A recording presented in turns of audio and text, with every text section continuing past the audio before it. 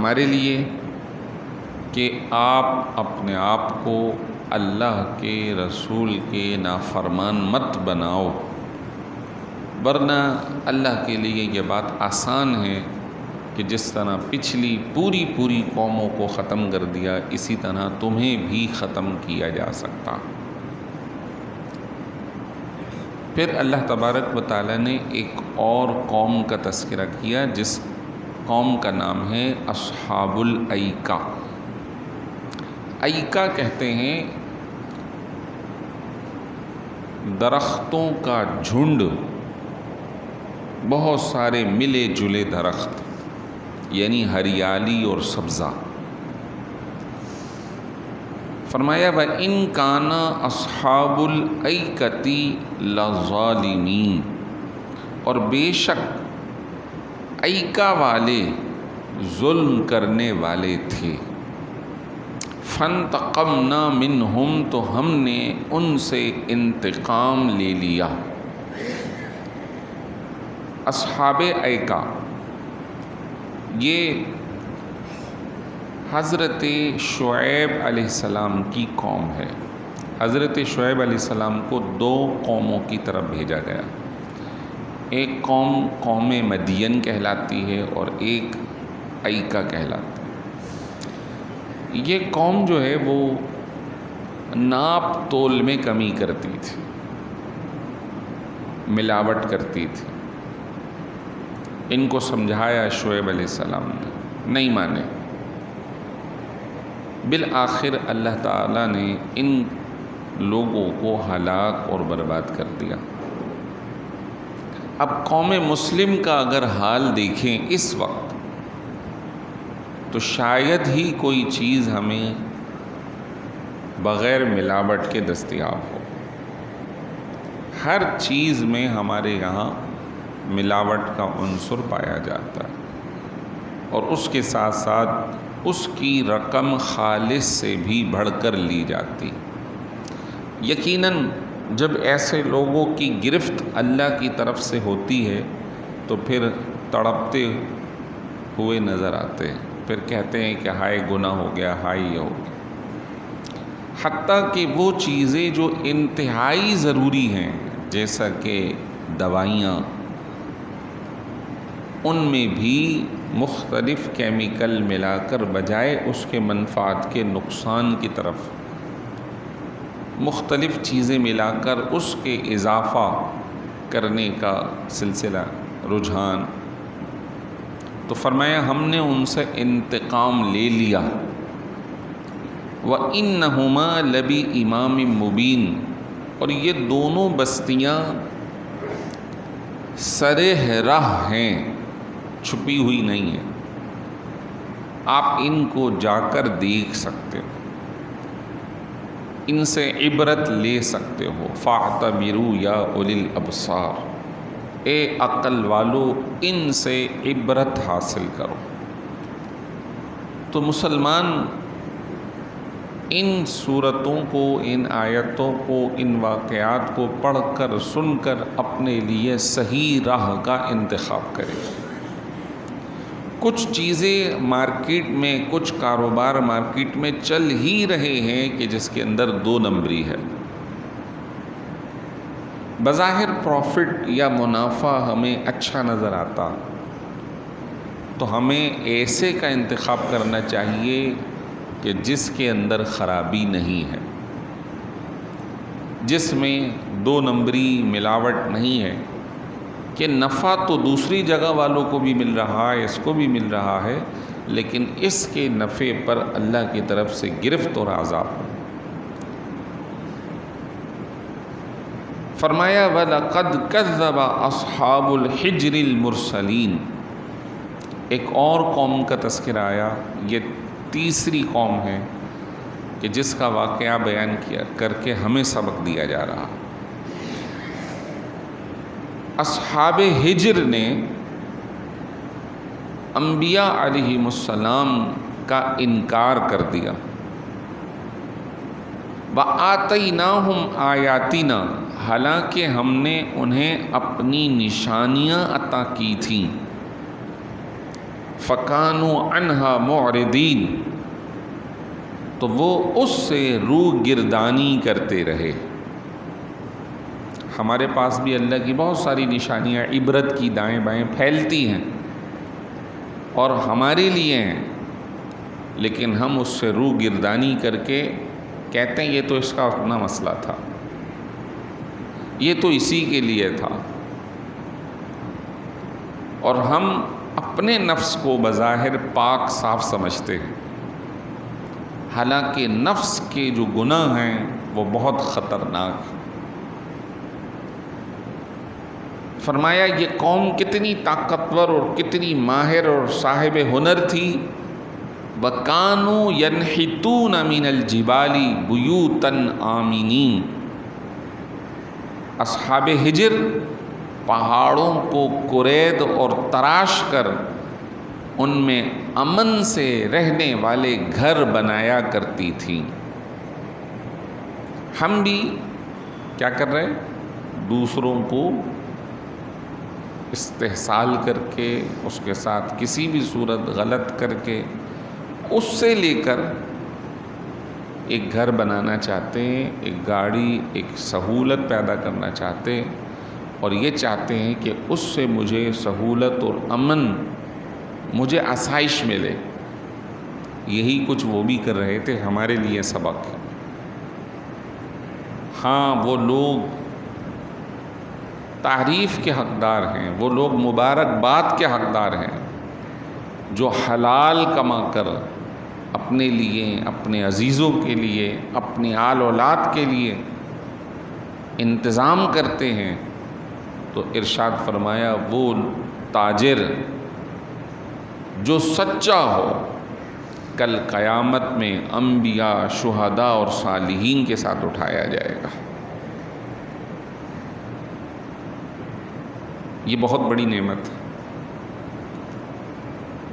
جو صحیح کام کرے اس کے لیے برکت بھی ہے، اس کے لیے دعائیں بھی ہیں۔ فرمایا فَأَخَذَتْهُمُ الصَّيْحَةُ مُصْبِحِينَ، اتنے مضبوط گھر بنا کر وہ حضرت صالح علیہ السلام سے کہتے تھے وہ عذاب کہاں ہے آپ کا؟ آ نہیں رہا، بلائیے۔ وہ بے خوف ہو گئے تھے اور کہنے لگے کہ پرانے زمانے میں طوفان آیا، بارش آئی، ہمارے گھر تو ان سب چیزوں سے محفوظ ہیں، اونچے بھی ہیں، ہوا بھی اس کو مسئلہ نہیں کرے گی، ہلے تو کوئی مسئلہ نہیں ہے، پہاڑ اپنی جگہ برقرار رہتے ہیں۔ تو اللہ تعالیٰ نے ان کے لیے الگ قسم کا عذاب بھیجا۔ کچھ بھی نہیں ہوا، ایک فرشتہ آیا اور اس نے ایک زوردار آواز لگائی، سیٹی بجائی، چیخ۔ وہ چیخ اتنی خطرناک تھی کہ کانوں کے پردے پھٹ گئے اور درد کے مارے وہ زمین پر اوندھے لیٹ گئے کہ کسی طرح سر کو سکون ملے۔ کانوں کو دبایا، چیزیں لگائیں، کوئی فرق نہیں پڑا۔ وہ آواز ان کے دماغوں میں پہنچ کر ان سب کو اللہ نے موت کی نیند سلا دیا۔ سب جب وہ مرے تو ان کے سر نیچے تھے، دھڑ اوپر تھا، جیسے ہم سجدے کی کیفیت سمجھ لیں۔ ان کے سر نیچے تھے، جس پہ وہ فخر کرتے تھے، غرور کرتے تھے، اللہ نے ان سروں کو زمین پر ڈال دی۔ فما اغنا عنہم ما کانوا یکسبون، انہیں اس مال نے نہیں بچایا، اس کام نے، ان کوٹھیوں نے، ان گھروں نے نہیں بچایا جو وہ بنا رہے تھے، جو کما رہے تھے۔ ہمارے لیے سبق کہ کسی پر اعتماد نہ کرے، کوئی نہیں بچا پائے گا، نہ دولت، نہ آل اولاد، نہ کچھ۔ جب اللہ کی طرف سے پکڑ آتی ہے تو کچھ بھی نہیں ساتھ دیتا۔ اور اس گزشتہ زمانے میں جو بیماری پھیلی، کرونا، وہ ایک اللہ کی طرف سے ہمارے لیے عبرت ہے۔ نہ دکھائی دینے والی اللہ کی مخلوق، نہ دکھائی دینے والی، پتہ ہی نہیں چل رہا، سمجھتے ہیں یہ اس شکل میں، وہ اس شکل میں ڈائیورٹ ہو جاتی ہے، اس شکل میں وہ اس شکل میں ڈائیورٹ ہو جاتی ہے، کچھ نہیں پتہ چلا، اور انسان موت کے منہ میں چلا گیا۔ اللہ تعالیٰ اس سے بھی زیادہ باریک، اس سے بھی زیادہ نہ دکھائی دینے والی مخلوق کے ذریعے گرفت لے سکتا۔ ہمیشہ اللہ کی بارگاہ میں استغفار کرنا چاہیے، اللہ ہمارے یقیناً ہم اعتراف کرتے ہیں گناہ گار ہیں، تو معاف فرما دے۔ سرکار دو عالم صلی اللہ علیہ وسلم کی سیرت ہمارے لیے مشعل راہ ہے۔ آپ تو معصوم ہیں، لیکن پھر بھی فرماتے ہیں کہ 100 مرتبہ اللہ کی بارگاہ میں توبہ کیا کرتے تھے، استغفر اللہ ربی من کل ذنب واتوب الیہ۔ اللہ تعالیٰ نے ارشاد فرمایا وما خلقنا السماوات والارض وما بینہما الا بالحق وان الساعة لآتیۃ فاصفح الصفح الجمیل۔ زمین و آسمان میں جو کچھ ہم نے پیدا کیا اور جو کچھ اس کے درمیان میں ہے، وہ سارا کا سارا حق ہے، وہ ہم نے ہی بنایا ہے، اور قیامت ضرور آ کر رہے گی، پھر حساب کتاب ہوگا۔ اور پھر سرکار دو عالم صلی اللہ علیہ وسلم کو فرمایا آپ اچھی طرح درگزر کر دیجئے۔ یہ مکے کے لوگ جو مخالفت کر رہے تھے انہی کو یہ صورت سنائی جا رہی تھی، اور وہ جو تنگ کر رہے تھے، آپ کی شان میں بے ادبی کر رہے تھے، آپ علیہ السلام کو فرمایا کہ آپ ان کو درگزر کیجیے۔ یہاں پر ایک بات ذہن نشین رہے کہ مکے کی زندگی میں جو بھی بے ادبی کر رہا تھا آپ کو حکم تھا درگزر کریں، درگزر کریں، لیکن جب مدینہ منورہ چلے گئے تو پھر درگزر کا معاملہ نہیں تھا، پھر مسلمانوں کو جہاد کا حکم تھا، پھر جہاد کا حکم تھا۔ اور جب مدینہ منورہ سے واپسی مکے میں آئے ہیں فاتح مکہ ہو کر، تو عام لوگوں کو تو اجازت دی تھی، لیکن گستاخان رسول کو بالکل بھی اجازت نہیں ملی تھی معافی کی، حتیٰ کہ حرم کے غلاف میں چھپ گئے تھے، اور ایک شخص جس کا نام ابن خطل آتا ہے، وہ پردے خانہ کعبہ میں اندر گھسا، اس کی پیٹھ جو ہے وہ دیوار کے ساتھ چپکی ہوئی تھی اور چہرہ غلاف کے ساتھ چپکا ہوا تھا۔ صحابہ نے آ کے عرض کی یا رسول اللہ وہ آپ کا بے ادب اس میں چلا گیا، جبکہ ہمیں حکم ہے کہ حرم میں جو آ جائے وہ محفوظ کر دیا جائے۔ فرمایا نہیں، اس کو باہر نکال کے قتل کرو۔ تو جب تک ہجرت نہیں ہوئی تھی تو حکم تھا ابھی ان کو درگزر کریں، انہیں بتائیں تمہارے ساتھ یہ ہونے والا ہے۔ لیکن جب مکے سے مدینے چلے گئے اور اب کوئی بے ادبی کرتا تھا تو اس کے خلاف جنگ ہوتی تھی۔ تو اگر کسی کے ذہن میں آئے کہ کوئی بے ادب گستاخ رسول ہے، تو قرآن تو یہ کہتا ہے کہ درگزر کریں، معاف کریں۔ حضور تو بڑے معاف کرنے والے تھے، یقیناً عام لوگوں کو معاف کرنے والے تھے، بے ادب گستاخوں کو نہیں۔ چنانچہ آپ پڑھ لیجئے، آپ سیرت کی کتاب کسی بھی، کہ جب مکے سے مدینے گئے تو مدینہ منورہ کے اندر آپ نے جا کر ایک معاہدہ کیا تھا جس کو میثاق مدینہ کہا جاتا ہے، جو مدینہ منورہ اور اس کے قریب لوگوں کے ساتھ تھا، اور اس کے اندر یہ تھا کہ ہم سب اس علاقے کی حفاظت کریں گے، اور آپس میں ایک دوسرے کے خلاف کوئی سازش نہیں کرے گا، اور کوئی بھی کسی دوسرے کی جاسوسی نہیں کرے گا۔ تو جو لوگ یہودی تھے انہوں نے، ان کا قبیلہ تھا بنو نذیر، انہوں نے مسلمانوں کی جاسوسی بھی کی، اور مکے کے لوگوں کو کہا کہ تم آ جاؤ تو ہم تمہارے ساتھ مل کر ان کو ماریں گے۔ آپ صلی اللہ علیہ وسلم کو اللہ کی طرف سے اطلاع مل گئی، اور پھر آپ علیہ السلام نے ان یہودی قبیلے کو معاف نہیں فرمایا، پھر باقاعدہ ان کے خلاف جنگ کی اور ان کے سینکڑوں لوگ مارے گئے۔ تو اس آیت کا مفہوم یہ ہے کہ یہ مکہ مکرمہ میں، اے حبیب انہیں آپ درگزر کریں، ابھی ان ربک هو الخلاق العلیم، بے شک آپ کا رب بہت زیادہ خلاق، چیزوں کو پیدا کرنے والا ہے، علیم، جاننے والا ہے۔ جو بنانے والا ہے نا وہ اپنی مخلوق سے باخبر بھی ہے کہ کس کی کیا کوالٹی ہے اور کیا معاملہ۔ آگے چل کے ارشاد فرمایا وَلَقَدْ آتَيْنَاكَ سَبْعًا مِّنَ الْمَثَانِي وَالْقُرْآنِ الْعَظِيمِ، اے حبیب ہم نے آپ کو 7 آیتیں جو بار بار پڑھی جاتی ہیں وہ عطا کی ہیں اور قرآن عظیم عطا کیا ہے۔ فرمایا کہ یہ جو 7 آیتیں ہیں یہ حضرت آدم سے حضرت عیسیٰ تک کسی کو بھی نہیں ملی، صرف اس امت کو ملی ہیں، اور یہ 7 آیتیں اللہ نے عرش کے خزانے میں سے عطا فرمائی ہیں، اور یہ 7 آیتیں سورہ فاتحہ کی ہیں، جس کو ام القرآن کہا گیا ہے، قرآن کا مرکز۔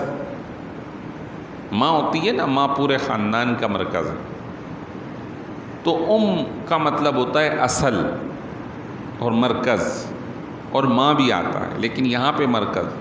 جو کچھ مضمون، جو کچھ باتیں تفصیل اور ڈیٹیل سے پورے قرآن میں ہے وہ ساری کی ساری اللہ کی قدرت سے ان 7 آیتوں میں۔ اس سورت کو سورہ شفا بھی قرار دیا گیا۔ اس سورت کے بہت فضائل ہیں۔ ایک فضیلت، کچھ صحابہ کرام کسی علاقے سے سفر کر کے جا رہے تھے کہ ایک شخص کو زہریلے سانپ نے یا بچھو نے کاٹ لیا۔ یہ وہاں سے گزر رہے تھے، بھوکے پیاسے تھے، تو اہل علاقہ کو کہا کہ ہمارے لیے کھانے کا، ضیافت کا اہتمام۔ لوگوں نے ان کو نہیں کھلایا پلایا، وہ چل دیے، پیچھے سے ان کے سردار کو سانپ نے یا بچھو نے کاٹ لیا۔ اب وہ تڑپ رہا ہے اور کوئی اس کا علاج نہیں، تو کسی نے کہا کہ وہ لوگ آئے تھے، ابھی دور ہی نہیں گئے ہوں گے، تو جاؤ ان میں سے کسی کو بلا لاؤ، وہ کچھ پڑھ کر اس پہ دم کر دے۔ ٹھیک ہے، یہ پہنچے، انہوں نے کہا دم تو کروں گا لیکن اس کے بدلے میں 2 بکریاں لوں گا۔ انہوں نے کہا ہاں صحیح ہے، اگر ہمارا سردار صحیح ہو جاتا ہے تو ہم تمہیں بکریاں دیں گے۔ یہ آئے، انہوں نے سورہ فاتحہ پڑھی، اسے دم کیا، اللہ نے قرآن کی برکت سے اسے شفا یابی عطا کر دی۔ اب بکریاں مل گئیں تو ایک کو ذبح کر لیا، بلکہ دونوں کو کچھ گوشت پکایا، تو اب صحابہ آپس میں اختلاف میں آ گئے کہ بھئی تم نے قرآن کے بدلے اجرت لی ہے تو یہ تو مجھے صحیح نہیں لگتی۔ تو کچھ نے کہا کہ بھئی ہماری ضرورت تھی، ہم نے لے لی۔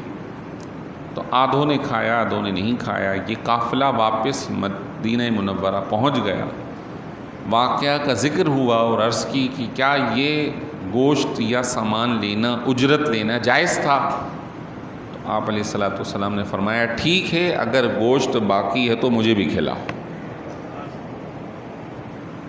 یہ قرآن کی برکت ہے کہ اللہ نے ان جو صحابہ کرام تھے جنہیں بھوک اور پیاس تھی، اس کی برکت، یہ علم انہیں عطا کیا، اس علم کے ذریعے اللہ نے انہیں سیراب بھی فرما دیا اور اسے شفا بھی دے دی۔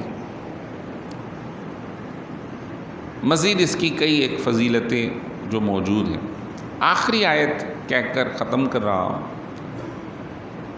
ارشاد فرمایا لا تمدن عینیک الی ما متعنا به ازواجا منهم ولا تحزن علیہم واخفض جناحک للمؤمنین وقل انی انا النذیر المبین۔ اے حبیب صلی اللہ علیہ وسلم، ارشاد تو حضور کو ہوا ہے لیکن ساری تفسیریں کہتی ہیں اس سے مراد حضور کے امتی ہیں۔ تو اگر ہم امتی والا ترجمہ کریں تو یہ ارشاد فرمایا حضور کے واسطے سے کہ آپ اپنی نگاہوں کو اس مال کی طرف نہ لے کر جائیں، اسے نہ پھیلائیں، اس کی طرف میلان نہ کریں جو ہم نے لوگوں کو عطا کیا ہے۔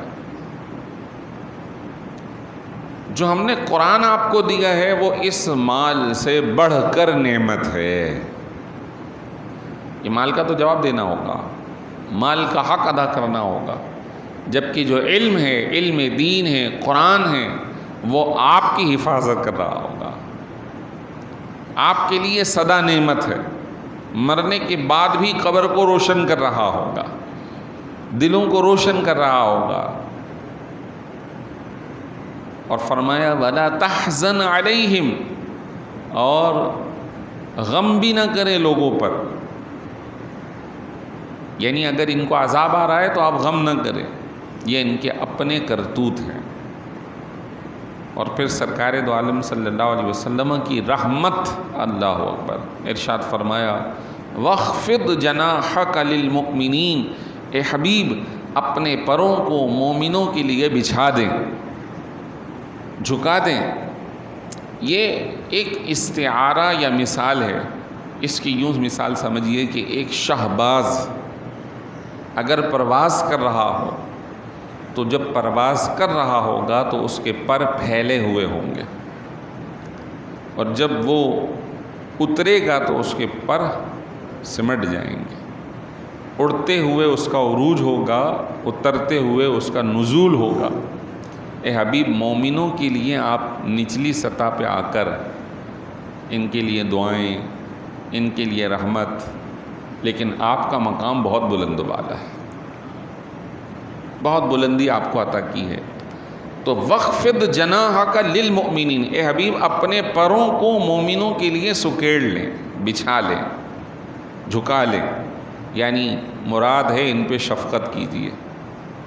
آپ کے مقام سے یہ ابھی ناآشنا ہے، آپ کا مقام بہت بلند ہے۔ تو آپ صلی اللہ علیہ وسلم کی جو بھی تعلیمات ہیں وہ ہمارے لیول کی ہیں، جبکہ آپ کا اپنا لیول بہت اونچا ہے، آپ کا اپنا مقام بہت بلند و بالا ہے جو اللہ نے آپ کو عطا کیا۔ یہ تو احکامات جو ہمیں ملے ہیں وہ ہمارے لیول کے ہیں، ہم پر شفقت اور مہربانی کرنے کے لیے کئی ایک ایسے مسائل ہیں جس کے اندر ہمارا خیال رکھا گیا ہے۔ حضرت سیدہ بی بی عائشہ کہتی ہیں جب بھی حضور کو کوئی حکم ہوتا کہ آپ یہ کام یوں کر لیں یوں کر لیں، تو آپ ہمیشہ آسانی والا کام اختیار کرتے تاکہ امت کے لیے آسانی پیدا ہو۔ کھڑے ہو کے نماز نہیں پڑھ سکتے، بیٹھ کے پڑھ لو، بیٹھ کے نہیں پڑھ سکتے، لیٹ کے پڑھ لو، روزہ نہیں رکھ سکتے، کفارہ دے دو، فدیہ۔ اس طرح کے بہت سارے مسائل ہیں جو اس امت کے اندر آسانی کے لیے پیدا کیے گئے۔ پانی نہیں ہے، تیمم کر لو، مٹی پہ ہاتھ پھیر کے منہ پہ پھیر لو، بس تمہاری طہارت ہو گئی۔ اللہ تبارک و تعالی ہم سب کو دین کی سمجھ اور عمل کی توفیق عطا فرمائے، اور اللہ تعالی ہمارے سرکار دو عالم صلی اللہ علیہ وسلم کے درجات کو اور بلندی اور رفعت عطا فرمائے۔ وآخر دعوانا ان الحمد للہ رب العالمین۔